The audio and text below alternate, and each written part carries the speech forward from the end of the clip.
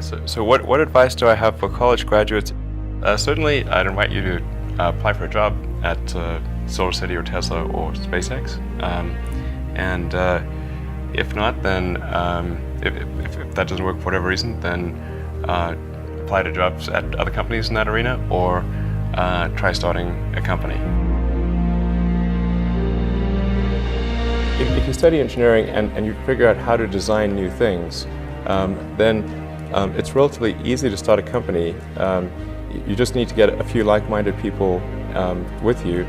Although I have to say that the space business is quite hard to start a company in the space business because it's such a capital-intensive business. So it may be better to do something in solar power, or if you're going to do it in cars, do it as kind of a component supplier for cars or something like that. Musk has college degrees in business and physics, but SpaceX is his first venture in aerospace. How did you get the expertise to be the chief technology officer of a rocket ship company? I do have a physics background. That's helpful as a foundation. And then I read a lot of books and talked to a lot of smart people. Don't just follow the trend. You may have heard me say that it's good to think in terms of the physics approach or first principles, which is, rather than reasoning by analogy, you boil things down to the most fundamental truths you can imagine, and you reason up from there. And this is a good way to figure out if something really makes sense, or if it's just what everybody else is doing. It's hard to think that way. You can't think that way about everything. It takes a lot of effort. But if you're trying to do something new, it's the best way to think. And that framework was developed by physicists to figure out counterintuitive things like quantum mechanics. So it's really a powerful method. And I want to know, what is the one thing that has surprised you about your life? Well, I'm surprised by the whole thing, honestly. I certainly didn't expect for any of these things to happen, honestly. Yeah. I just knew I knew I wanted to be involved in technology, in fact, the only reason I started a company back in '95, an internet company, was because I couldn't get it. There were only a few internet companies, and I couldn't get a job at any of them. So I tried to get a job at Netscape, and sent my resume in and tried hanging out in the lobby, but I was too shy to talk to anyone. And then I was like, okay, well, I guess I'll have to start a company because I can't get a job anywhere. Thank you.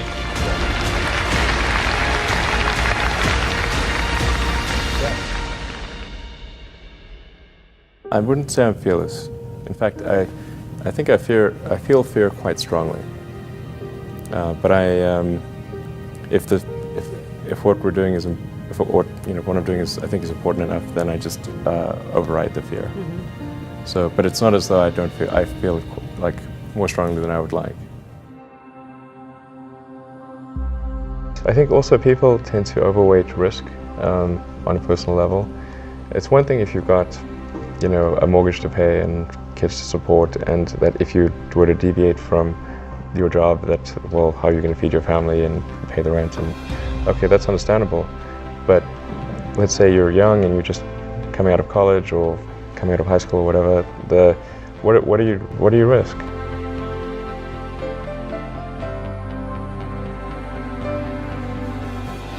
You're not going to starve. I mean, right. It's really certainly not in any kind of modern economy. It's so easy to earn enough money just to live somewhere and eat food. I don't know what are they afraid of? They're mostly afraid of failure, I think.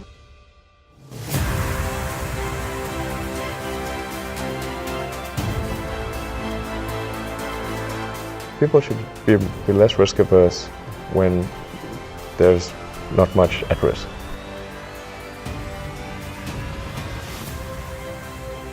What is education? Like, you're basically downloading data and algorithms into your brain.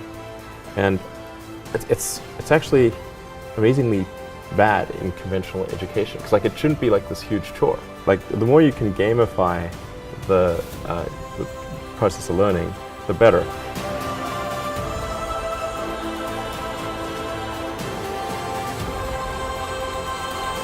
I was at sort of a slight existential crisis because I was trying to figure out what does it all mean? Like, what's the purpose of things? And I came to the conclusion that if we can advance the knowledge of the world, if we can do things that expand the scope and scale of consciousness, then we're better able to ask the right questions and become more enlightened, and that's really the only way forward.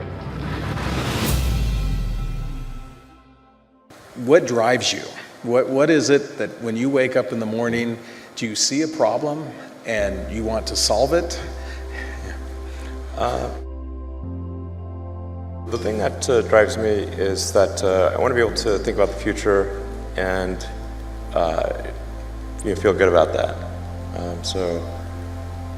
That we're doing what we can to have the future be as good as possible. To be inspired by what is likely to happen, and to look forward to the next day. So that's what really drives me is trying to figure out how do we make sure that things are great and going to be so, and that's the underlying principle behind Tesla and SpaceX.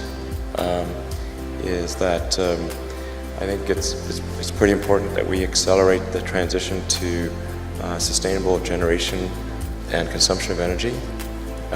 It's inevitable, but it matters if it happens sooner or later.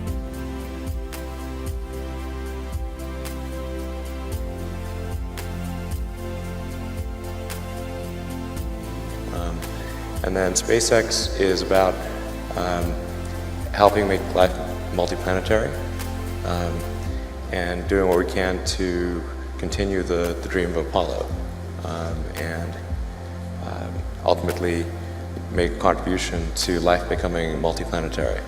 Well, let's talk a little more about that. I think everyone is very interested in that when you say making life multiplanetary. Yeah, that's exciting. It is exciting. So what's your vision there? I think, particularly for Americans, like you think about America is a nation of explorers. People came here from other parts of the world. They, chose to give up the known in favor of the unknown. So I think exploration, I think the United States is a distillation of the human spirit of exploration, so that's why it appeals to Americans so much. You can see this when, say, there was a shuttle tragedy, and 7 people died, and that's terrible. But a lot of people die all the time. But why do we care so much? Because it was the dream of exploration that was dying along with those people. That's why. I thought both Tesla and SpaceX would fail at the beginning. You saw it? Yeah, sure. Really? Of course. But nevertheless, you put all your money in that. I expected to lose it. Well, technically, what I thought was, well, I'll take half the money from PayPal, and if I lose half of it, that's okay. But then, of course, the companies encounter difficulties, and then have a choice of either let the company die, or put, all the money into the companies. And so, I really didn't want the companies to die, so I put all the money in the companies. Yeah. And then I had to borrow money from friends to pay living expenses. Yes. Just looking just for evidence of exceptional ability, and if there's a track record of exceptional achievement, then it's likely that will continue into the future. Mm-hmm.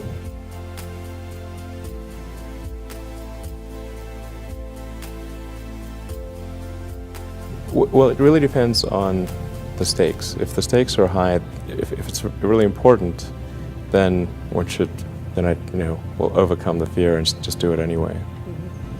Mm-hmm.